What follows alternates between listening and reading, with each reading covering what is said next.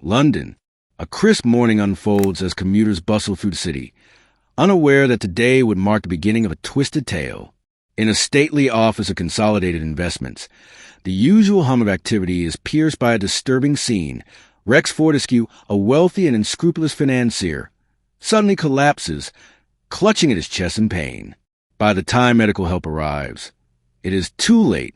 Rex is dead, but the cause is far from natural. When an autopsy reveals taxine, a lethal alkaloid from trees, in his system, suspicion darkens over Fortescue family. Detective Inspector Neal of Scotland Yard steps in, drawn by the strange circumstances. Why would anyone poison a man in the prime of his power? The motive must lie within his circle. Family, business, or perhaps old enemies. As Neal begins questioning the household, another detail makes the case even more bizarre. Found in Rex's suit pocket are grains of rye. A pocket full of rye. The phrase triggers a shiver in those familiar with nursery rhymes. It harks back to an old children's chant. Sing a song of sixpence. A pocket full of rye. 4 and 20 blackbirds. Baked in a pie. What could a centuries-old rhyme have to do with a modern murder? The Fortescue household at Yew Tree Lodge is rife with tension. Adele Fortescue, Rex's much younger second wife, had no shortage of enemies, especially among the stepchildren. Percival, the eldest son, is serious and severe, running the business with a tight fist. Lance, the estranged younger son, returns suddenly from Africa, raising eyebrows with his perfect timing. Jennifer, the daughter, seems the least suspicious, but appearances can deceive. And in the midst of it all is Miss Mary Dove, the impeccably composed housekeeper. As always in murder mysteries, the staff often see more than they let on. When a second murder strikes, a blackbird pie found next to the body, Inspector Neal begins to suspect that this is no ordinary case. The rhyme is playing out, and someone is using it as a template. The case grows more tangled, and just when the yard feels out of its depth, an unexpected figure enters the fray. A silver-haired spinster from St. Mary Mead, Miss Jane Marple, makes a quiet but determined entrance. She has come not on official business, but in memory of a young girl named Gladys. Her instincts tell her the rhyme isn't just a coincidence. It's a clue, a pattern, and patterns are Miss Marple's specialty. Detective Inspector Neal arrives at Yew Tree Lodge, the sprawling country estate of the Fortescue family. From the outside, it looks serene, an ivy-covered mansion nestled in a lush garden. But inside, the atmosphere is thick with suspicion and unease. The family gathers in the drawing room as Inspector Neal begins his inquiries. Percival Fortescue, the eldest son, speaks with a rehearsed calmness. He had been away on business the morning of the murder. His alibi is solid, yet his resentment toward his father is evident. Rex had recently made reckless financial decisions that put the company at risk, something Percival deeply opposed. Next is Jennifer, the quiet daughter married to Gerald Wright, a schoolteacher. She seems withdrawn, her hands clasped tightly in her lap. Her alibi is vague, but she appears more frightened and deceptive. Then there's Adele Fortescue, the glamorous and much younger second wife. Her beauty is undeniable, but so is her cunning. Gossip around town hinted at affairs, and her relationship with Rex was anything but loving. When asked about her morning, she claimed she was in her room with a headache. No one can verify that. Inspector Neal makes mental notes, fractured loyalties, hidden tensions, and layers of unspoken resentment. He then turns to the staff.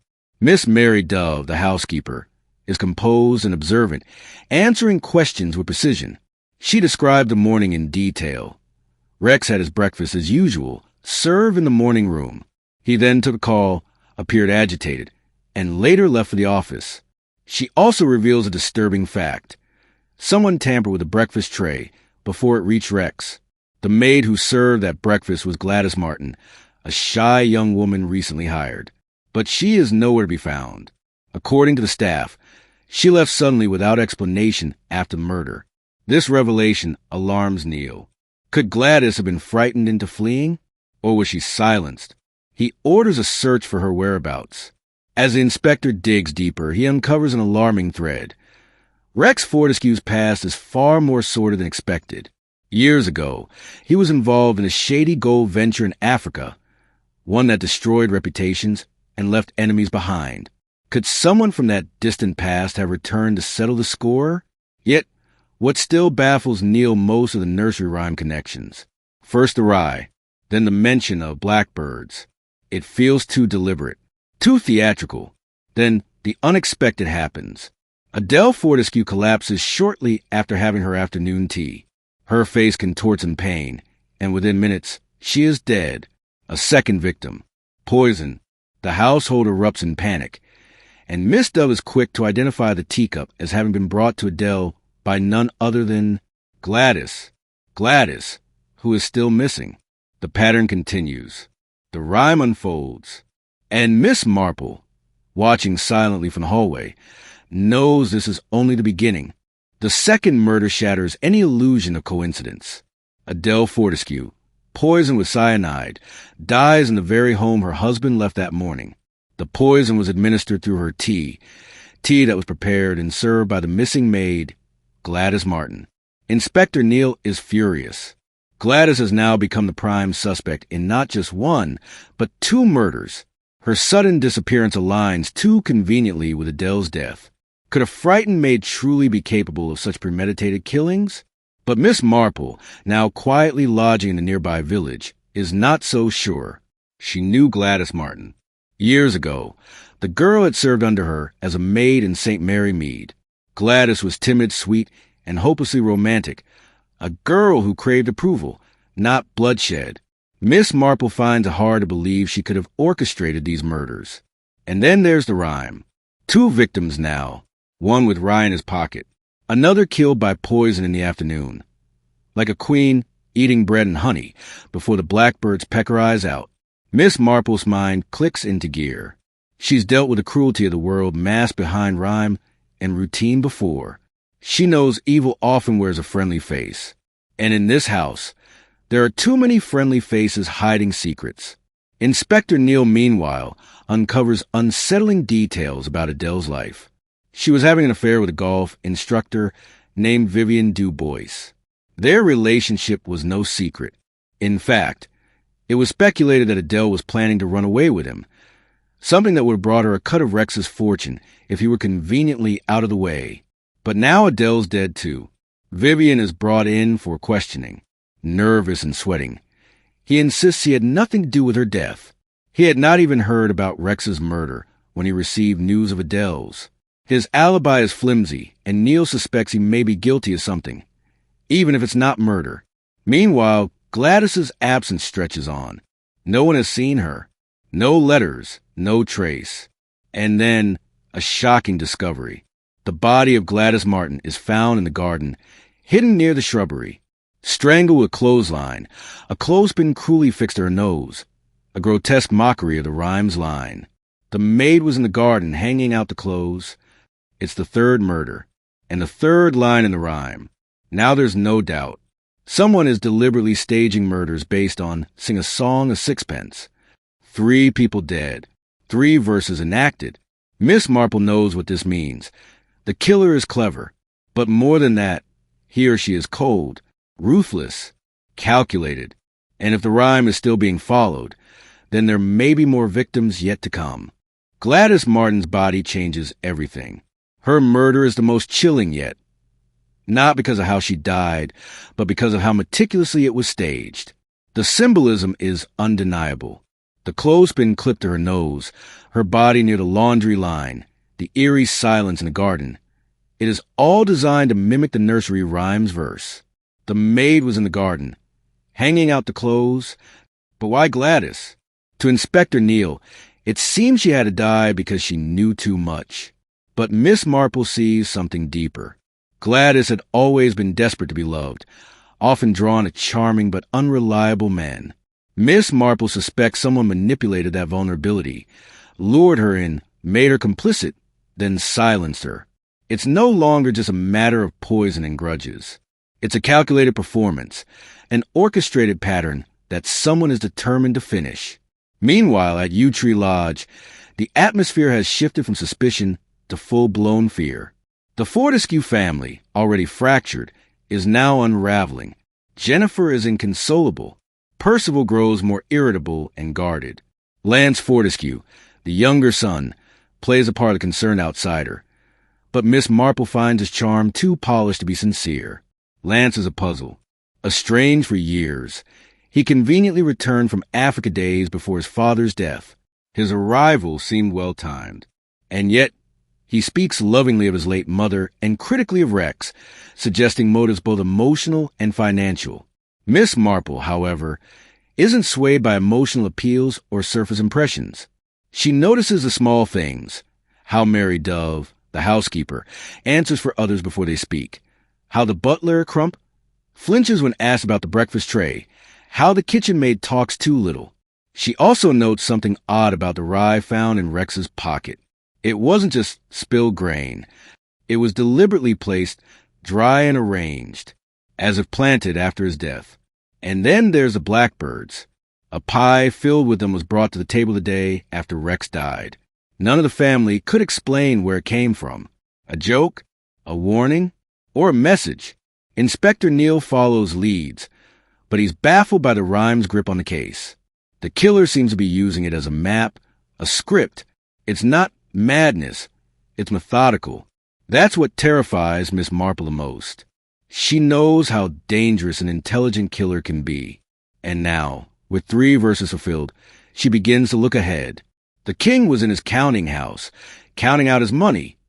The queen was in the parlor, eating bread and honey. The maid was in the garden, hanging out the clothes. What comes next?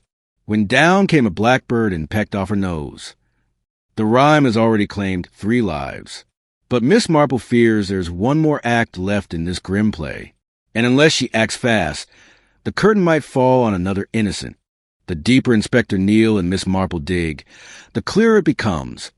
The Fortescue family is a house built on secrets. And each secret could be a motive. Rex Fortescue, in life, was no saint. Years ago, his rise to wealth came through a suspicious business venture in East Africa. One that left behind broken partnerships and betrayed trust. One name, in particular, keeps surfacing in whispers: Mackenzie, a man who disappeared under mysterious circumstances after being cheated by Rex. Miss Marple remembers the Mackenzie story. It made the rounds even in the quiet lanes of St. Mary Mead. Rumor had it Mackenzie died penniless, while Rex flourished off the fortune they were supposed to share. But it wasn't just Mackenzie. He had a wife and 2 children, a boy and a girl, destined to grow up in the shadow of injustice. Could one of them now be seeking revenge? Back at Yew Tree Lodge, Inspector Neal questions Mary Dove once again. Always elegant, always poised, Mary reveals very little about herself. But Miss Marple has her doubts. A woman that composed must be hiding something. Lance Fortescue, too, remains an enigma after years abroad. He's subtly at the heart of the storm, slipping easily back into the family circle. But was it coincidence that he returned just as his father died? He claims he came back to make peace, but some of his stories don't add up. His wife, Pat, appears more genuine. She is kind, modest, and clearly uneasy with the family's dynamics. Miss Marple senses that Pat is the only one who feels out of place in Yew Tree Lodge, like she doesn't quite belong to this world of deceit and double talk. Meanwhile, Neal discovers that Adele Fortescue stood to gain a sizable inheritance from Rex's death, if she had lived long enough to claim it. But her untimely death left everything tangled in legal red tape. Suspicion turns to Percival once more, whose cold, managerial nature masks deep frustration with his father's reckless dealings. The blackbird motif reappears, this time in Gladys's room. A paper blackbird pinned to her mirror, its beak painted red. Another message from the killer, a signature. Miss Marple studies the nursery, rhyme once again. Sing a song of sixpence. A rhyme about a king, a queen, a maid, and blackbirds. Each line mirrored by murder. Each character playing a role. But who's writing the script? And why the obsession with a children's song? Miss Marple doesn't believe in coincidence. She believes in memory, in patterns, and most of all, in motive. Someone is enacting the rhyme not for madness, but for justice. Revenge disguised as folklore. She narrows her gaze. The killer is here. In this house. And the story they're telling is personal. The name Mackenzie refuses to stay buried. As Inspector Neil digs through Rex Fortescue's financial past, he uncovers a shady partnership from decades ago. Mackenzie and Fortescue had once explored profitable ventures in East Africa, mining land and export, but something had gone terribly wrong. Fortescue returned rich. Mackenzie did not return at all. The official story said Mackenzie died of a fever, but locals whispered something darker: betrayal, theft, and abandonment. Miss Marple remembers those rumors. The story had passed through tea circles and village gossip like a ghost. One man rising while another's family fell into ruin. And now, that ghost seems to have found its voice in a nursery rhyme. Mackenzie's widow had been vocal about the injustice. She insisted her husband had been wronged. She died penniless, leaving behind 2 children, a son and a daughter, raised with nothing but their mother's rage and a memory of betrayal. Miss Marple begins to wonder, are those children still alive? Could they be hidden in plain sight, within the very walls of Yew Tree Lodge? One by one, she studies the household. Could Mary Dove, the perfectly poised housekeeper, be Mackenzie's daughter? Her intelligence, her distance, her commanding presence. She doesn't quite fit the role of a domestic, and yet she has complete access to the household's inner workings. Or could it be someone else? Miss Marple's instincts keep circling back to the maid, poor Gladys Martin. She wasn't part of the Fortescue family, but she was caught up in the tragedy. Perhaps she had unknowingly trusted the wrong person, someone who played on her innocence, someone who whispered promises of love or justice, only to silence her when she became a liability. The rhyme's next verse lingers like a threat. When down came a blackbird and pecked off her nose. It has already happened. Gladys's death completes the rhyme's verse for the maid in the garden. But why the rhyme at all? Miss Marple sees it clearly now. The rhyme isn't just theatrics. It's a narrative, a metaphor for a story long buried. The blackbirds are symbols of vengeance. The maid, the king, and the queen, merely stand-ins for real people caught in an act of retribution. Inspector Neil is still tangled in practical matters. Inheritances, timelines, poisons. But Miss Marple sees the heart of the story. This is not the work of a madman. This is the work of someone with a purpose. Someone with a wound that never healed. Someone who waited decades to see justice done and chose the language of children's rhymes to do it. The question now is, who is the final blackbird? And who will be the next to fall? As the rhyme continues to guide the narrative, Miss Marple turns her attention to another verse. The queen was in the parlor, eating bread and honey. Adele Fortescue had been called the queen bee of Yew Tree Lodge, regal, commanding, and never without an audience. Before her death, she was known to take her tea in the parlor, sweetened and steeped in ritual. It was there that she met her end, cyanide in her afternoon brew. Coincidence? No. Another deliberate verse brought to life. Miss Marple re-examines the details of that fateful tea. The tray had been delivered by Gladys Martin, the maid now dead. But where had the poison cup originated? Who had access to the teapot before Gladys? The answer lies within the blurred household hierarchy. Mary Dove, ever composed and always watching, manages a staff and had access to everything. But Miss Marple doesn't believe Mary is a killer. She is sharp, efficient, but she lacks one thing: emotional investment. Revenge requires passion, not protocol. That leads her to the other Fortescues. Jennifer Fortescue, Percival's anxious wife, seems terrified of her husband of the house of everything. Her nerves are too raw, too fragile to sustain the burden of murder. Percival, however, is another matter. A cold man, obsessed with business. He had every reason to want his father out of the way. With Rex gone, control of the company falls into his hands. But Adele's death? That complicates things. He disliked his stepmother, yes, but if she died, her inheritance would revert to Rex's estate, which means more for Percival. Was he so calculating as to eliminate both in succession? Then there's Lance. Miss Marple is troubled by him. On the surface, Lance is affable and warm, the golden child returning home. But his charm is practice, his smiles too perfectly timed. He stands to gain more than anyone. if Adele died intestate, and Rex's estate was left to be divided among his legitimate children, Lance would inherit a fortune. But is money enough motive for such theatrics? Miss Marple doesn't think so. The rhyme is too personal, too poetic. It isn't the tool of greedy air. It's the voice of old pain. Miss Marple returns to Gladys in her thoughts. The girl had been vulnerable, easily led. Someone had manipulated her, fed her lies, perhaps even love. She was used and discarded like a pawn. The pin on her nose wasn't just a clue. It was punishment, a mocking, intimate act.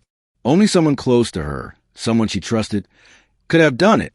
A shadow is forming in Miss Marple's mind, a figure hiding behind multiple masks, a person with both motive and proximity, someone who turned a nursery rhyme into a blueprint for vengeance.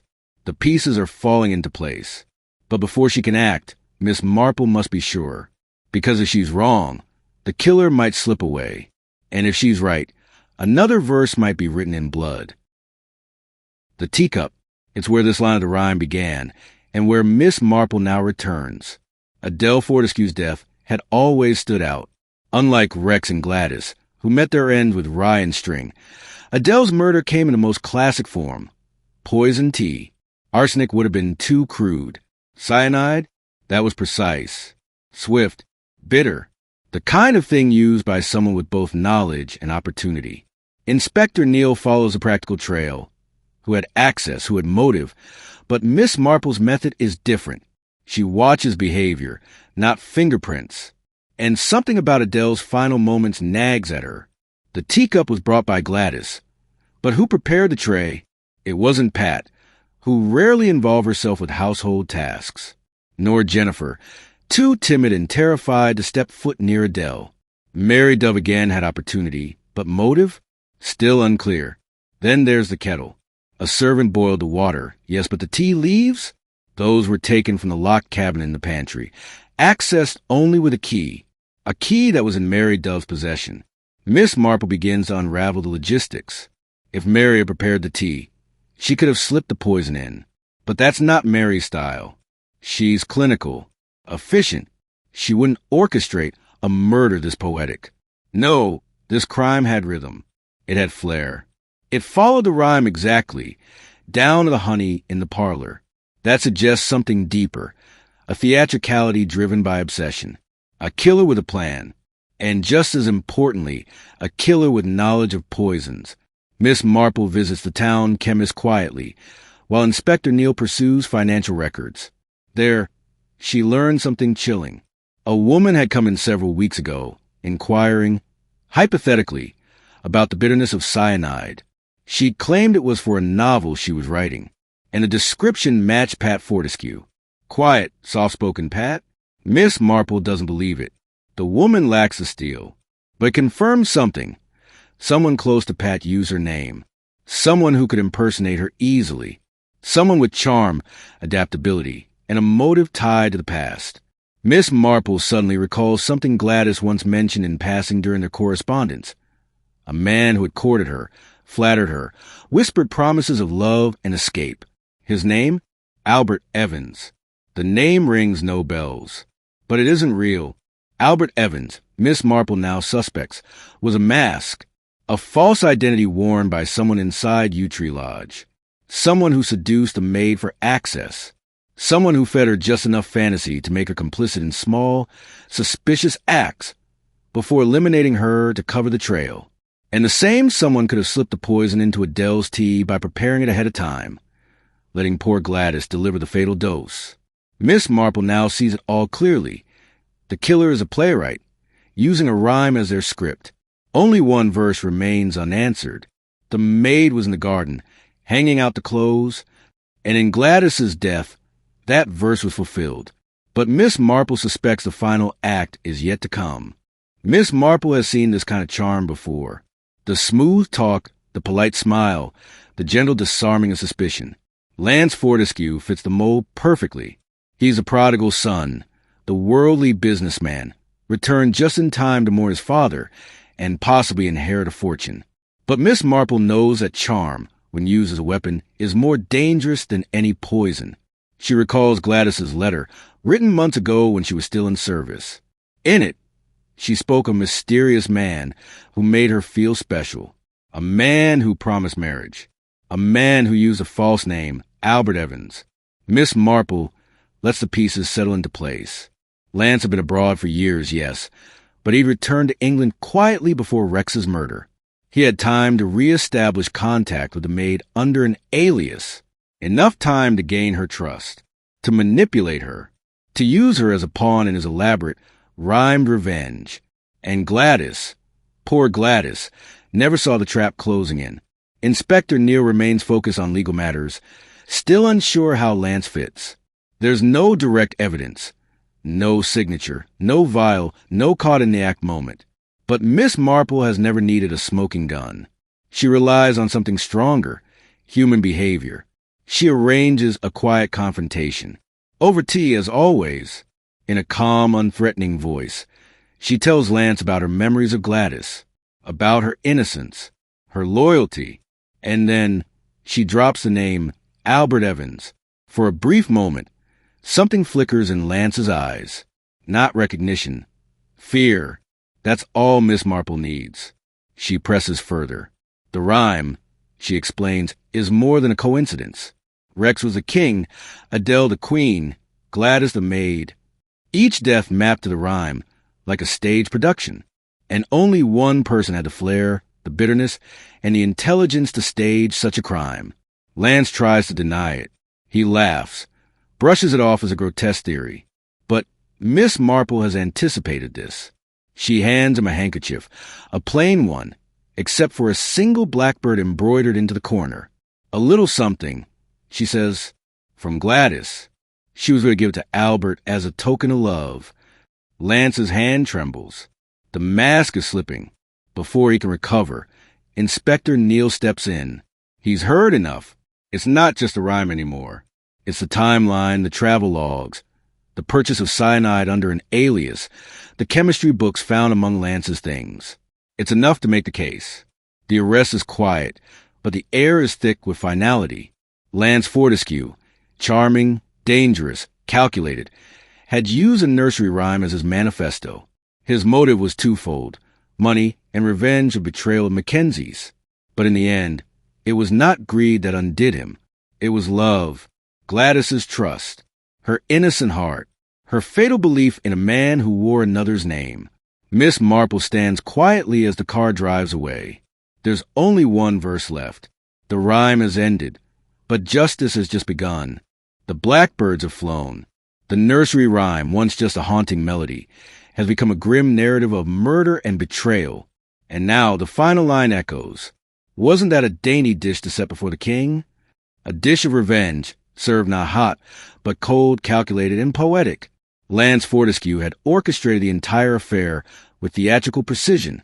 He had waited patiently for the perfect moment to return to Yew Tree Lodge. Using a false name, he seduced Gladys Martin, the housemaid, into his trap. Her affection for him became her doom. With Rex, Adele, and Gladys dead, Lance's vengeance of Mackenzie betrayal was complete. Their suffering, their disgrace. He'd avenged them all with the rhyme as his blueprint. Each death was a verse. Each clue, a stanza in the twisted song. He sang silently to himself. But what he hadn't counted on was Miss Marple. While the police followed leads and examined evidence, Miss Marple listened. She observed. She remembered Gladys, not just as a maid, but as a person, a girl with hopes, fears, and a heart too pure for the cruel game she was dragged into. Miss Marple didn't solve the mystery with science or brute force. She solved it with empathy. Because to understand the killer, she had to understand the victim first. In the aftermath, the household at Yew Tree Lodge begins to fracture. Percival Fortescue is left with the business, but also the shame of the scandal.